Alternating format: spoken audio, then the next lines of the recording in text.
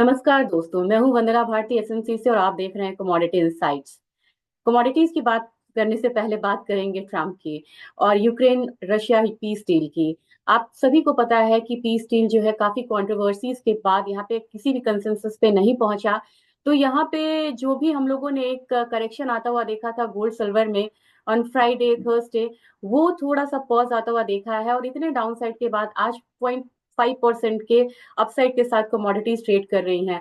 अब यहाँ पे बात ये है कि ये जो अपसाइड है ये कंटिन्यू रहेगा या फिर से करेक्शन देखने को मिलेगा। ओवरऑल जो ट्रेंड्स चल रहा है और जिस तरीके से पोजीशनिंग हुई है ग्लोबल मार्केट में, एक बार फिर से यहाँ पे गोल्ड सिल्वर में हल्का सा प्रॉफिट बुकिंग है, एक करेक्शन साइड आता हुआ हम देख सकते हैं।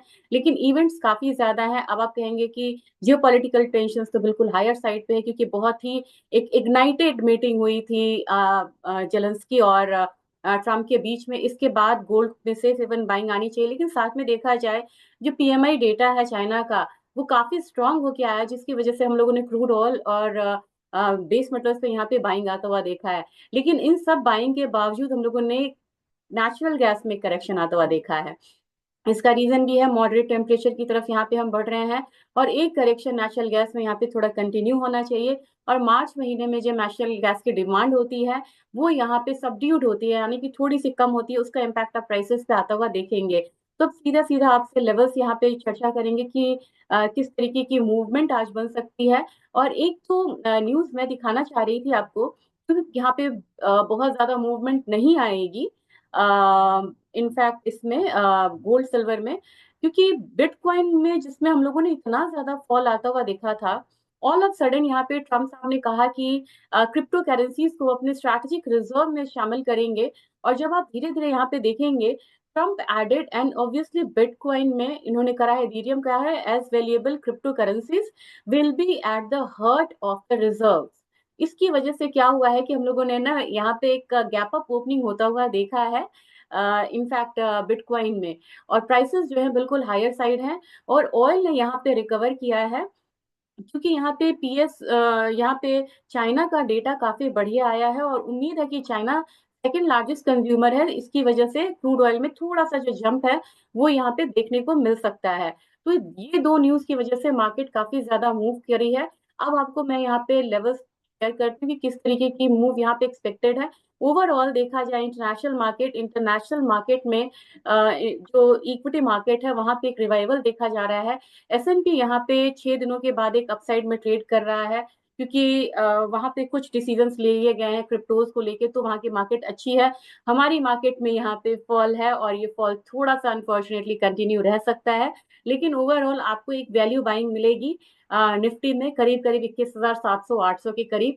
तो थोड़े से और पेशेंस की जरूरत है, फिर एक बाइंग रिटर्न आएगी अपनी मार्केट में भी आ सकती है। डाउ जोन्स को देखा जाए तो डाउ जोन्स में भी एक अपसाइड देखने को मिल रहा है। जो वोलेटिलिटी इंडेक्स है ये अभी थोड़ा सा हायर साइड था, आज के दिन पॉज ले रहा है, तो हो सकता है कि गोल्ड सिल्वर में भी बहुत ज्यादा उछाल ना देखने को मिले। डॉलर इंडेक्स की बात की जाए, डॉलर इंडेक्स में भी एक पॉज है, बहुत ज्यादा अपसाइड मूव नहीं है। अब बात करते हैं स्पॉट गोल्ड की। स्पॉट गोल्ड, बहुत लोग बोलते हैं कि आप स्पॉट गोल्ड क्यों बात करती हैं इंटरनेशनल मार्केट का। ये मैं इनसे बोलना चाहती हूँ क्योंकि हम यहाँ पे गोल्ड में ट्रेड करते हैं, लेकिन जिस तरीके से आप निफ्टी के लिए इंटरनेशनल मार्केट को रेफर करते हैं, हम भी रेफर करते हैं। जो बेंच मार्क है, प्राइस सेटर है, वो अभी कॉमिक्स है। तो कॉमिक्स को ट्रैक करके ही आप अपनी मार्केट में ट्रेड कर सकते हैं। तो ये रीजन है मैं क्यों आपको यूएस गोल्ड स्पॉट गोल्ड के बारे में बताती हूँ। अब हम लोगों ने मुझे लगा था कि डाउनसाइड जो है 2800 से लेके $2810 तक आएगा।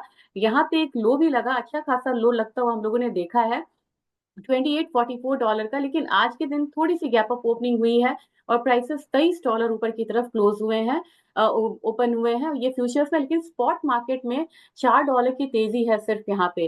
तो स्पॉट मार्केट ये बता रहा है कि बहुत ज्यादा तेजी नहीं है और अपसाइड आता भी है। तो इनफैक्ट 2880 2885 के करीब रेजिस्टेंस रहेगा और हमारा जो सपोर्ट है अगेन आपको 2845 लेवल के करीब हो सकता है।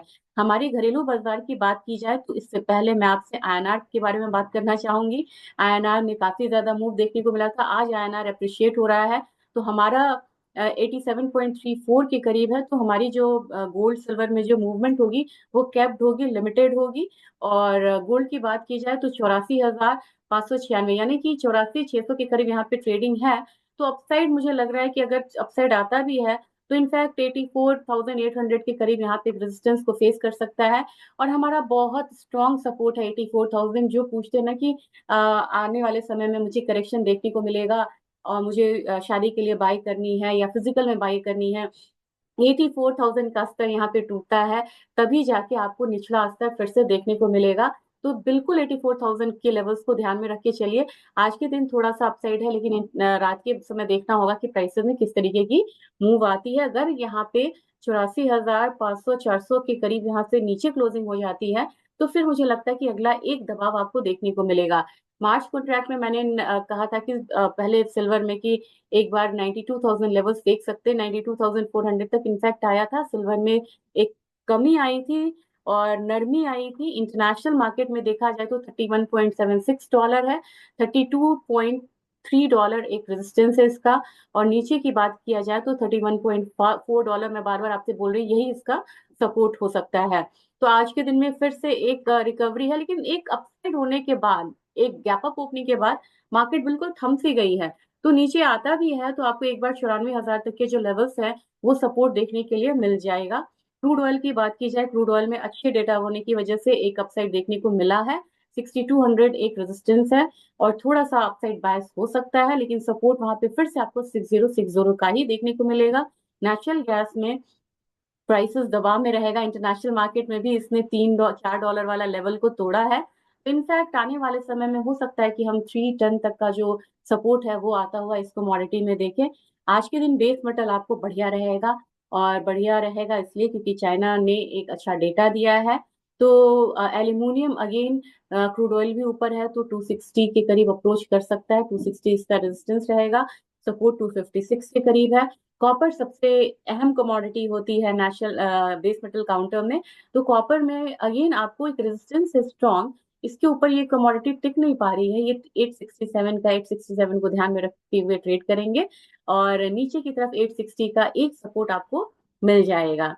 जीरा के प्राइसेस में यहाँ पे एक डाउनसाइड देखने को भी मिल रहा है, और नीचे की तरफ आपको सपोर्ट 20,200 का होगा, और फिर से यहाँ पे निचला स्तर पे बाइंग आ सकती है।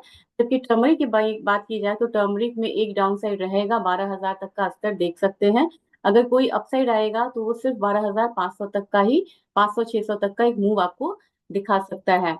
कोरिएंडर में बात की जाए तो कोरिएंडर में भी डाउन साइड है, और रमजान शुरू हो गया लेकिन यहाँ पे थोड़ा सा दबाव है मार्केट में। तो हो सकता है कि हम 8,000 का स्तर यहाँ पे कोरिएंडर में टूटता हुआ देखें। रही बात कैस्टर सीड की, तो कैस्टर सीड में भी यहाँ पे एक प्रेशर है, और वो प्रेशर है यहाँ पे अप टू 6235 का यहाँ एक सपोर्ट है, जहां तक ये कमोडिटी नीचे की तरफ जा सकती है। लास्ट में बात करेंगे ग्वार काउंटर की। ग्वार काउंटर में जो लेवल्स थे 5300 वाला, वो तो इसने ब्रीच करा है। आज ये गैप अप है, तो मेरे ख्याल से अगेन 5350 तक का एक रेजिस्टेंस है, और नीचे की तरफ सपोर्ट 5260 का है। एक्सपोर्ट साइड थोड़ा सा बढ़िया हुआ है। काफी ज्यादा क्वेरीज आई थी कि एक्सपोर्ट बढ़िया है, डेटा कैरी फॉरवर्ड नहीं है, फिर भी प्राइसेस क्यों नहीं बढ़ रहा है। एक्सपोर्ट कमोडिटी है, पहले वाला जो नंबर्स है वो अभी यहाँ पे नहीं है। मैंने माना कि एक्सपोर्ट बढ़िया है, तो थोड़ा सा मुझे लग रहा है कि अपसाइड आएगा अभी, तो 5360 5375 पे एक पॉज आता हुआ भी हम देख सकते हैं। ग्वारगम 10,100 है। मैंने कहा था कि अगर 10,000 नहीं तोड़ता है तो यहाँ से संभल सकती है मार्केट। तो इनफैक्ट ग्वारगम में 10,250 10,300 तक का जो स्तर है वो देखा जा सकता है। और अगेन अगेन इसका जो क्रूशियल सपोर्ट रहेगा वो 10,100 ही रहेगा। और बात की जाए इकोनॉमिक रिलीजेस की, तो मंडे कोई खास इकोनॉमिक रिलीजेस होता नहीं है, और ये हफ्ता काफी अहम डेटा वाला भी होगा। आज के दिन में मैन्युफैक्चरिंग पीएमआई है, ये मैं आपको दिखा सकती हूँ, आई कैन शो यू। तो मैं एक बारी आपको डेटा जरूर दिखाना चाहूंगी। ये अपना डेटा रहा। हाँ, ये आ गया। आईएसएम मैन्युफैक्चरिंग पीएमआई है, ये थोड़ा सा नेगेटिव होके आने की उम्मीद है। और मैन्युफैक्चरिंग पीएमआई ये यहाँ पे प्राइसेस है, ये भी थोड़ा सा नेगेटिव है। तो डेटा आज का देखा जाए तो ग्लोबल मैन्युफैक्चरिंग पीएमआई थोड़ा सा पॉजिटिव है, बाकी दो निगेटिव है। तो मिक्स काइंड एक इम्पैक्ट हो सकता है। और कल के डेटा की बात की जाए तो कल कोई बहुत खास डेटा नहीं है। और इस हफ्ते के पूरे डेटा की बात की जाए तो मेरे ख्याल से यहाँ पे कार्निवाल के बाद आपको मैन्युफैक्चरिंग पीएमआई है, ये 3 मार्च को है। और यूएस से काफी इंपॉर्टेंट डेटा है, नॉन मैन्युफैक्चरिंग डेटा भी है। फिर आपको ईसीबी का इंटरेस्ट रेट डिसीजन है, जिसमें की उम्मीद है कि इस बार वो रेट कट कर सकते हैं। अगेन डॉलर यहाँ से पे अप्रिशिएट हो सकता है। ईसीबी का प्रेस कॉन्फ्रेंस है। फिर आप ये वाला दे सकते हैं, ये काफी इंपॉर्टेंट होता है, नॉन फार्म पेरोल पे ज्यादा लोग आ रहे हैं। और अनएम्प्लॉयमेंट रेट अनचेंज यहाँ पे हो सकता है। तो ओवरऑल अगर हमारा डेटा अच्छा रहा तो गोल्ड पे लेटर ऑन एक दबाव आता हुआ हम देख सकते हैं। वीडियो कैसा रहा लगा ये जरूर बताइएगा, शेयर करिएगा। और एक दो वीडियोस में मैंने आंसर नहीं किया था, मैं कोशिश करूंगी कि मैं आंसर करूं। आज एक वेबिनार है, उस वेबिनार में जरूर जुड़िए और मैं वेबिनार्स की डिटेल्स को भी शेयर करूंगी। Thank you.